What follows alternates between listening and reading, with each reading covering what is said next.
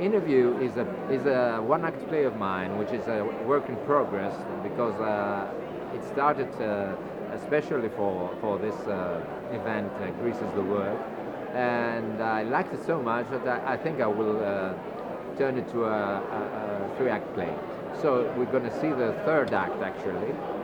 The play is about crisis, but not only about the crisis, because it's based on an interview that an aspiring journalist, theater journalist, is taken from an aspiring theater director, and this interview is taking place in a theater, on a stage, and the timing is amidst the worst riots that we had in Athens, and I used to be there. I was to witness everything, and it was very peculiar for an artist to be within, seeing these things, observing these things, being actually a part of what's happening, at the same time having what I told you before, this third eye that you cannot get rid of. So in Interview we have a crisis plus three. It's a personal crisis, it's a crisis of society, and it's the crisis of the city itself, Athens, because Athens was in ruins when I wrote it. So good evening. My name is Alexis Stamatis. I'm a writer and playwright. An Interview, the play you're gonna see tonight, is a one-act play themed around the Greek crisis. Crisis is explored not merely from the politics perspective, but also prismatically, as it pervades the arts and the interpersonal relationships. The play was written specifically for tonight's event and is a work in progress. The cast, in alphabetical order, is Nikos Poursanidis and Eva Simatou.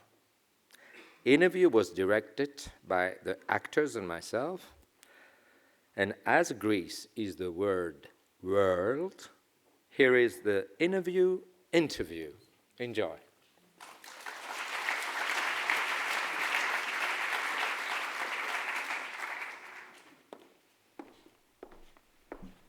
Thank you.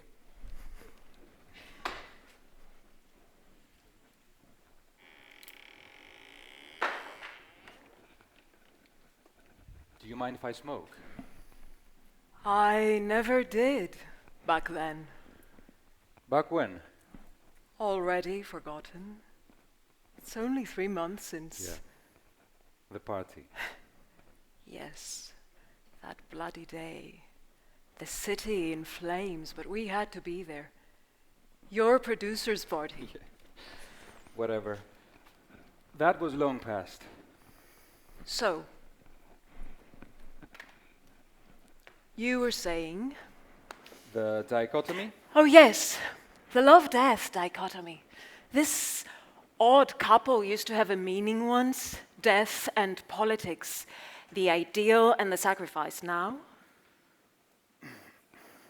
Look, the collective well-being was once much more important than the very existence of the individual.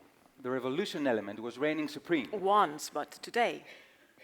Today there is a generation of people who grew up with the ideal of social power and also with the need of belonging to a society, which of course is an entirely different story. So, what about the political, the revolutionary aspect of the main character? I feel that he is slightly inconsistent. Same as you. That night. What about me? You were so reserved. Maybe I am, as a rule. I can't say the same about you. Oh, meaning? This interview. I'd never expect the newspaper to send you, of all people. It wasn't too hard. Oh. The editor-in-chief owes me. Does he? Anyway, I feel deeply privileged. No, I do. An interview with the most respected director in town. The most reserved director in town. I left.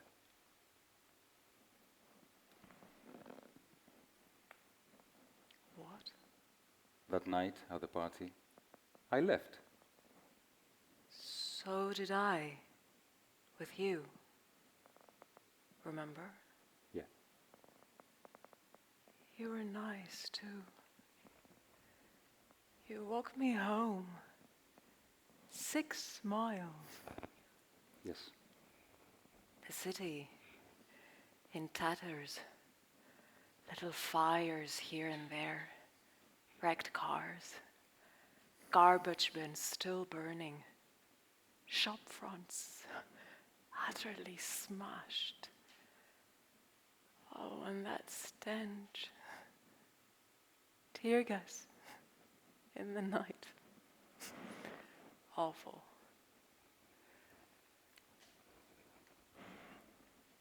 Whatever. About the play. About the political element in the play. Where would you locate it? Yeah. So, if the main character is the guide, and there are 3 characters all in the play, then the political would lie in the fact that even at the very last moment, this guide starts measuring things in a different way. He can now see that the 2 men he is carrying down to the underworld have really lived. They have relished life to the fullest, whilst he himself, he has been rather passive. He never left any stamp on those around him. So, the main character, the civil servant, the servant of death, he is deeply affected by this realization. He starts changing. Inter-revolutionary? Why not? The thing is, he'll never be the same, never again. To me, revolution is an intimately personal cause. Oh, sure it is. Revolution begins in our own homes, in our very own beds, as all reserve comes to an end. If revolution strives to make people happy, it has to start with happy individuals, or at least with individuals who had a chance to even fantasize about that all-elusive thing, happiness. Happy individuals. Happy individuals tend to express their feelings. Happy individuals tend to share. Happy individuals tend to use their heads, too. You walked me home that night. I remember. You didn't talk much. Really? Yeah, I did all the talking.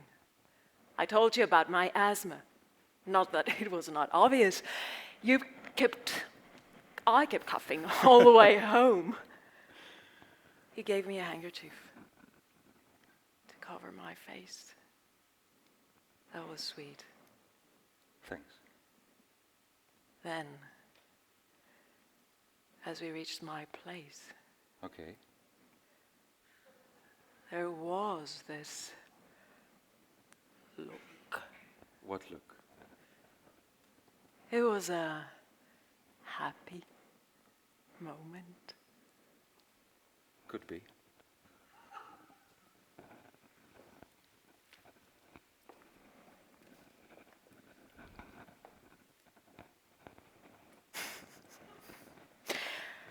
Oh, well. So, happiness begins in the domain of individuality, but its ultimate destination, the world, can only be reached through collective action, right? Well, organized demands are not in our DNA. Revolution, like all compelling political demands, has to be decided primarily within ourselves. And if this need cannot be fulfilled within ourselves, even in the realm of dreams, then it will never materialize in the outer world. So, that's what you did that night? Did what? Fulfilled your need in the realm of dreams, all by yourself. I did as I felt right. A single glance, then a good night, then you left. It was not without significance.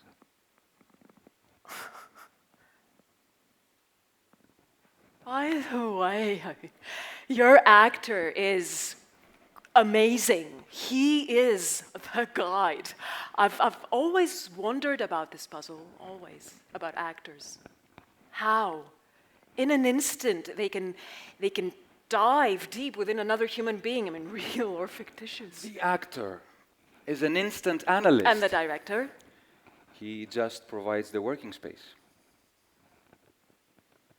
At the end of the play, the guide seems to be free at last. So, freedom is some sort of prerequisite? You know, our freedom, our old Greek eleftheria, is by definition that which is to come. It is the ancient root of the word, our word, that makes all the difference. So, in more than one way, freedom will never come. You will never taste it. You'll have to spend your entire life in anticipation. Seriously? Seriously. Well, then freedom could mean the end of all security whatsoever. Oh, this everyday expression, I want to be happy and secure. I want to be happy and secure is sheer nonsense. It's fooling ourselves with wishful thinking. Little by little, you have to get rid of your securities. Today more than ever. Take my job, for instance. Directing. I could never work the way I want to and be secure at the same time, let alone in this country. But again, it was not forced upon me, my job. I chose it.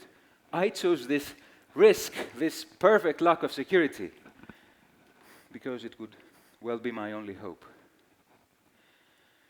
We have to realize that our happiness lies beyond our security. But again, happiness is sharing. As if the very meaning of our existence is to seek happiness. I don't think so. There's still so much about you. It's sad. No. It's pure horror. The what? Understanding what makes the world tick. Sure. But why can't we all take collective risks? We, the people, as one. Or at least some of us, the people. Not necessarily on a political level, but... Insecurity is deep-rooted. It is inexorably personal. Well, what if insecurity is externally imposed upon us? Why don't we react? We cannot accept all this and protesting. In a democratic society... Sorry. Speaking about democracy. The other day, at the end of a huge demonstration downtown, a friend of mine overhears two protesters talking. So one of them had been exposed to chemicals and he's a mess. So his friend asks him, "Hey, what's that white stuff all over you?" And the second guy replies, "What, that? Democracy's come." Brilliant. But part of the people, I mean, mainly the young people, may choose to react violently. Yeah, and there is always that other part, those who choose to react peacefully through positive action. How do you feel about the violent ones? Well, if you want to burn down the bank from which you borrow, it's nothing much. The point is to not need their money. You can never beat an enemy when you need him. That applies to love, too. In love, there are no enemies. But love can be a field of battle. Only to those who want to conquer. I see. It was so sweet, what you did. What? That night with the handkerchief. You spared me from an asthma attack. It was the least I could do. And the utmost? I don't know. I don't know you. We talked, that is I talked, for something like 6 miles. That doesn't mean I know you. Crossing a devastated city at 4 o'clock in the morning till dawn. We saw violence. Omnipresent violence. But this was an act against the state. How do you feel about that? Well, you can smash display windows, you can set garbage bins on fire, as if the state you want to destroy were a fetish. Well, the state is just a state of things. It relates people to each other. It is learned behavior of sorts. You can destroy it, that is to say, change it, only by establishing new modes of behavior, by changing your own behavior in respect to others. What if your only wish is to fetch a Kalashnikov and start killing around? human nature can be quite monstrous deep down. What's monstrous about me? On a first level. Nothing at all. But I'm sure you know it. You have seen it. Even once you must have. True. That night. Did you see it too? Is that why? The things I told you. I was a little drunk. As I said, I don't know you. But this monstrous element is something that we all share. And if I can see that inside myself, then I can see it into others and love them. Love and freedom have nothing to do with romantic bric-a-brac. It's all about blood and pain. Blood and pain, wow. You must have suffered a lot. We all have. Nope. Not in a blood and pain way. It's not easy to admit. Love is a many strange thing. What is it? What is love? An antitoxin. I don't think so. I mean, love has to be pure. Could be. I don't know. The thing is that love can't be good, can't be bad. Nothing can. Nature knows no minuses or pluses. Nature is full of desires. Even my need to devour you is it's just a need. It's not necessarily good or bad. If I can't see that inside myself, then I'll never understand a thing. Well, so you can talk after all, in spite of my first impression. Yeah? What about your first impression? We walked side by side, half a night, and you barely spoke a word. I invited you upstairs. You got the message and dumped me. Plus, I know this is only your third interview in years. True. What? Almost everything you said. Almost. Minus my dumping you. Oh, It wasn't dumping. what was it? Caring about you. Caring. You were in a state of shock. You needed rest. You were talking non-stop because you were afraid. Great. Great. Great. Now you're here. At last. Present. 100%. There is no other way. May I smoke now? Sure. I have all I need for my article.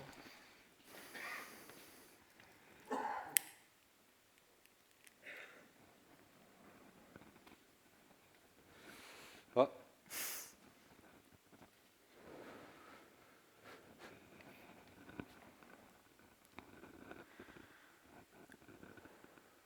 All is quiet tonight.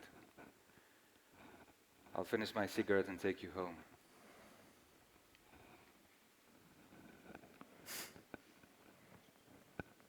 Do you mean that?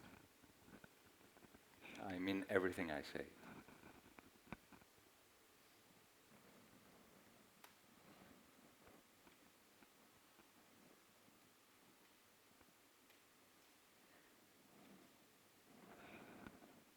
There's a full moon. Did you notice? Yeah. A killer moon. A killer moon. I did care. I know. You know this taste, the smoke, What smoke? the cigarette. It's something true. You're here, you're in my evening. Eva?